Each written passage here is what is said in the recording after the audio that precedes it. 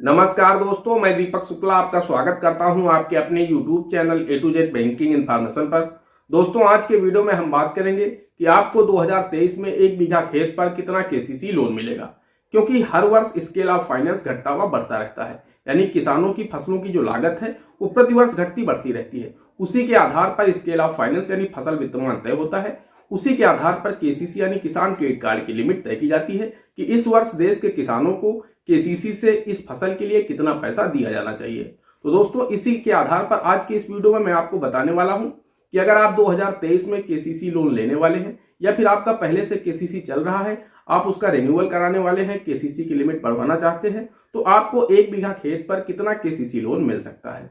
दोस्तों, वीडियो में आगे बढ़े आप लोगों को जानकारी दे कि आपको 2023 में 1 बीघा खेत पर कितना KCC लोन मिल सकता है। उससे पहले आप सभी लोगों से मेरी एक ही रिक्वेस्ट है, अगर अभी तक आपने हमारे इस channel A to Z banking information को सब्सक्राइब नहीं किया है तो प्लीज इसे सब्सक्राइब कर लीजिएगा, साथ ही साथ बेल आइकन अवश्य प्रेस कर लीजिएगा, ताकि जैसे हम इस तरह का कोई भी दूसरा वीडियो अपलोड करें तो उसका नोटिफिकेशन आपको सबसे पहले मिले।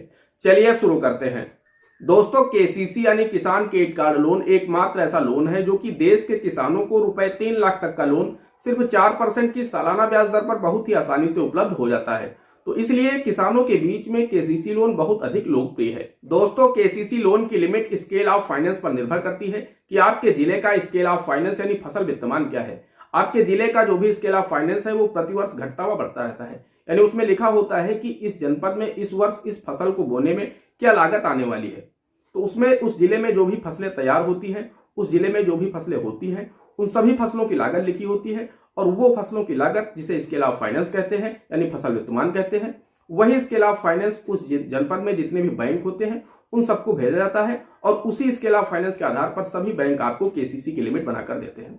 और यह स्केल ऑफ फाइनेंस एक जिला स्तरीय कमेटी होती है जिसके माध्यम से तैयार किया जाता है। तो दोस्तों, आपकी KCC की जो लिमिट होती है वो स्केल ऑफ फाइनेंस पर निर्भर करती है कि आपकी जिले का उस फसल का स्केल ऑफ फाइनेंस क्या है, आपके क्षेत्र में कौन सी फसल बोई जाती है, और उसके लिए इस वर्ष स्केल ऑफ फाइनेंस क्या निर्धारित किया गया है। दोस्तों, अगर हम बात करें कि 2023 में आपको 1 बीघा खेत पर कितना KCC लोन मिल सकता है, तो दोस्तों उसके लिए हमें पर्टिकुलर एक जिला उदाहरण के लिए लेना होगा और उसका स्केल ऑफ फाइनेंस उठाना होगा। उसी के आधार पर हम आपको बता पाएंगे कि आपको 1 बीघा खेत पर उस जिले में कितना KCC लोन मिल सकता है। तो दोस्तों, उदाहरण के लिए मैं उत्तर प्रदेश का उन्नाव जिला ले लेता हूं।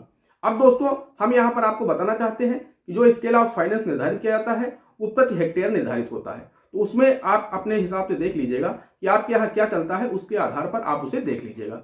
यहाँ पर जो स्केल ऑफ फाइनेंस निर्धारित होता है वो प्रति हेक्टेयर की दर से निर्धारित किया जाता है। तो दोस्तों, हम अगर उन्नाव जिले की बात करें तो यहाँ पर मुख्य रूप से 3 फसलें बोई जाती हैं, आलू, धान और गेहूं।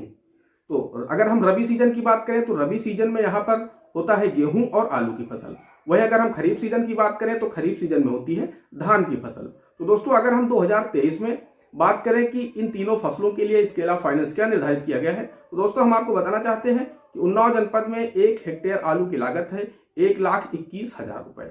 वहीं 1 हेक्टेयर धान की लागत है 61,000 रुपए और 1 हेक्टेयर गेहूं की लागत भी 61,000 रुपए है। तो दोस्तों, यहाँ पर हम आपको बताना चाहते हैं कि मान लीजिए अगर किसी किसान के पास 1 बीघा खेत है और वो अपने खेत में 1 बीघे में अपनी KCC बनवाना चाहता है, और वो अपने खेत में आलू और धान की खेती करता है। यानी रबी सीजन में वो अपने खेत में आलू की फसल लगाता है और खरीफ सीजन में वो अपने खेत में धान की फसल बोता है। तो उसे 1 बीघा खेत पर कितना KCC लोन मिलेगा। दोस्तों, मैं आपको एक बात और बताना चाहता हूं, जब आप KCC बनवाने जाएंगे तो आपका जो खसरा होता है उसमें यही 2 फसलें लिखी होनी चाहिए कि आप अपने खेत में आलू बोते हैं और धान लगाते हैं, क्योंकि खसरा बहुत बड़ा रोल अदा करता है आपकी KCC की लिमिट तैयार होने में। अगर उसमें कुछ दूसरी फसल लिखी है, मान लीजिए उर्द मूंग लिखा है या फिर गेहूं धान लिखा है, तो आपकी KCC की लिमिट ऊपर नीचे हो सकती है। तो इसलिए मैं आपको बताना चाहता हूं, अगर आप चाहते हैं कि आपकी KCC की लिमिट थोड़ा बढ़ जाए तो उसके लिए आपको अपने खसरे में आलू और धान की फसल को कराना होगा। अगर आप उन्नाव जनपद से हैं या फिर आप जिस भी जनपद से हैं वहां पर जो सबसे ज्यादा लागत वाली फसल हो उस फसल को अपने खसरे में आपको दर्शवाना होगा, यानी लिखवाना होगा लेखपाल के पास से। तो दोस्तों, मान लीजिए वो किसान अपने खेत में 1 बीघा खेत में आलू और धान की फसल लगाता है। तो दोस्तों, 1 बीघा होता है 1 हेक्टेयर का 1/4 भाग, यानी 0.253 हेक्टेयर। तो दोस्तों, 1 हेक्टेयर की आलू की लागत है 1,21,000 रुपए और धान की लागत है 1 हेक्टेयर की 61,000 रुपए। तो किसान के पास जमीन सिर्फ 1 बीघा है और वो उस पर KCC बनवाना चाहता है। तो दोस्तों, 1 हेक्टेयर की जो भी लागत है उसका 1/4 भाग आप निकाल लीजिए। अब मान लीजिए उसके पास 1 बीघा आलू है तो उसकी 1 बीघे की लागत हो जाएगी आलू की 1 हेक्टेयर की लागत है 1,21,000 रुपए, तो हम मोटा मोटा उसका 1/4 भाग निकालेंगे तो ये हो जाता है 30,000 रुपए। यानी हम 4 से भाग देंगे एक 20 को तो भी 30,000 रुपए आ जाएगा। वही दोस्तों धान की लागत है 61,000 रुपए, तो इसका हम मोटा मोटा 4 से अगर भाग देंगे 1 बीघा के लिए तो ये आ जाता है लगभग 15,000 रुपए। तो दोस्तों 30 और 15 ये हो जाते हैं 45,000 रुपए। अब दोस्तों यहाँ पर आप 10% किसान को दे सकते हैं उस फसल की भंडारण और उसके रख रखाव के लिए। बैंक देता है आपको 10%। तो दोस्तों 45,000 का 10% आपको 4,500 रुपए और हो जाएंगे। उसके साथ में दोस्तों 20% आपको बैंक देता है घरेलू उपभोग के लिए, यानी आपको जो केसीसी की लिमिट दी जाती है उसमें 20% पैसा आपको मिल जाता है। पहले तो फसलों की लागत मिल जाती है, फिर 10% मिल जाता है। आप अपनी फसलों का भंडारण कैसे करेंगे, उसका रखरखाव कैसे करेंगे उसके लिए। और उसके बाद आपको 20% मिल जाता है घरेलू उपभोग के लिए, कि आपकी जो भी घरेलू जरूरतें हैं उन्हें आप कैसे पूरा करेंगे, तो उसका 20% आपको उसमें मिल जाता है। तो 45,000 का 20% 9,000 रुपए हो जाता है, तो वो भी उसी में ऐड हो जाएगा।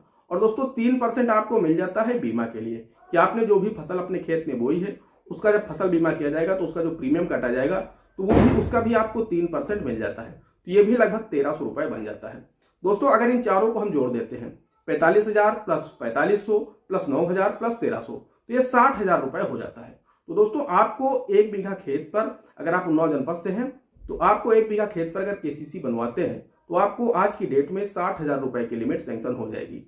वही दोस्तों अगर हम आपको बताना चाहते हैं कि केसीसी की लिमिट 5 साल के लिए तैयार की जाती है, यानी आपका जो केसीसी लोन होता है वो 5 साल के लिए आपको दिया जाता है। तो यहाँ पर आपकी 5 लिमिट अलग अलग तैयार होंगी। यानी पहले साल आपकी लिमिट अगर 60,000 रुपए है तो दूसरे साल इसका 10% बढ़ जाएगा, आपकी सेकेंड ईयर केसीसी की लिमिट होगी 66,000 रुपए। वही दोस्तों अगर हम थर्ड ईयर की बात करें तो उसका 10% बढ़ जाएगा, तो लगभग हो जाता है आपकी तीसरी लिमिट 72,000 रुपए। इसी तरह दोस्तों अगर हम 5वें साल की बात करें, ये प्रतिवर्ष 10% बढ़ता जाता है। दोस्तों अगर हम फाइनल ईयर की बात करें तो लगभग ये 86 से 87,000 रुपए आपकी केसीसी की लिमिट तैयार होगी। 1 बीघा पर आपको मिल जाएगा केसीसी लोन। तो दोस्तों इस तरह से आप लोग अपनी बैंक से किसान क्रेडिट कार्ड पर अगर आपके पास 1 बीघा खेत है तो आप इतना लोन प्राप्त कर सकते हैं। वही अगर आपके पास 2 बीघे हैं तो इसका डबल हो जाएगा। तो दोस्तों इस तरह से आपको केसीसी लोन मिल सकता है। कि ये जो लागत मैंने आपको बताई 1 हेक्टेयर की है और 1 बीघे में 4 बीघे होते हैं, तो इसलिए मैंने आपको 1 हेक्टेयर का 1/4 भाग लेकर के बताया है। तो इसलिए दोस्तों आप लोग आसानी समझ सकते हो सकता है आपके यहाँ बीघा ना चलता हो या फिर आपके यहाँ का जो बीघा हो वो छोटा हो, क्योंकि मेरे यहाँ जो बीघा चलता है वो 0.253 हेक्टेयर का चलता है।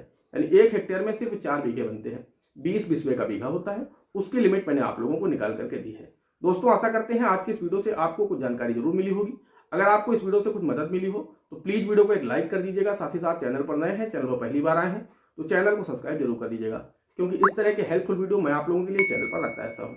दोस्तों आज की वीडियो में इतना ही, मिलता है अगले वीडियो में किसी अगले इंटरेस्टिंग टॉपिक के साथ। तब तक के लिए जय हिंद, जय भारत।